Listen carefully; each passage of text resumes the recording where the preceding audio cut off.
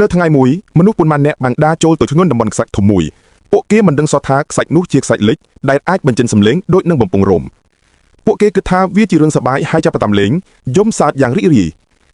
តែគ្រោះថ្នាក់បានជិតមកដល់ដោយគ្មានអ្នកណាម្នាក់ដឹងឡើយនៅពេលនោះស្ត្រីម្នាក់បានគិតរហ័សហើយនាងបានហៅថាបងដេកស្មើទៅលើខ្សាច់ដើម្បីកុំឲ្យលិចទៅទៀតនាងបានណែនាំឲ្យបង្វិលខ្លួនបន្តិចដើម្បីអាចរៀងចេញពីខ្សាច់ពួកគេធ្វើតាមហើយជោគជ័យពួកគេចេញពីខ្សាច់ដោយសុវត្ថិភាព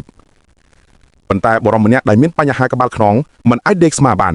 គាត់ព្យាយាមខ្លាំងព្យាយាមរហូតដល់ខ្សាច់លិចលើកគាត់ស្ទើរតែទាំងស្រុងសល់តែក្បាលប៉ុណ្ណោះ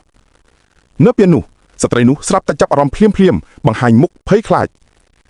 ព្រោះពីក្រោយបរិះនោះមានឆ្កែពស់ក្រហមពុលខ្លាំងមួយកំពុងដើរមកយឺតបរិះនោះភ័យស្លន់ស្លោហើយផ្លុំខ្យល់ទៅលើឆ្កែពស់ដើម្បីឲ្យវាចាក់ចេញប៉ុន្តែវាមិនផ្លាស់ទីសោះគាត់កាន់តែប្រឹងកាន់តែយឺមុតដល់ថ្នាក់ខ្សាច់លិចទាំងស្រុងមនុស្សនៅជុំវិញក៏ភ័យស្លន់ស្លោរត់ស្វែងរកវល់វៃដើមឈើដើម្បីជួយសង្គ្រោះក្មេងប្រុសម្នាក់ស្រាប់តែឃើញជើងពីររបស់គាត់លាតចេញពីខ្សាច់ហើយហៅថានៅទីនេះទាញវាឡើងរហូតមនុស្សទាំងអស់រួមកម្លាំងទាញបុរសនោះចេញមកពីខ្សាច់បានជោគជ័យគាត់ស្ទើរតែបាត់ជីវិតប៉ុន្តែសំណាងល្អគាត់បានរស់នៅវិញសារៈ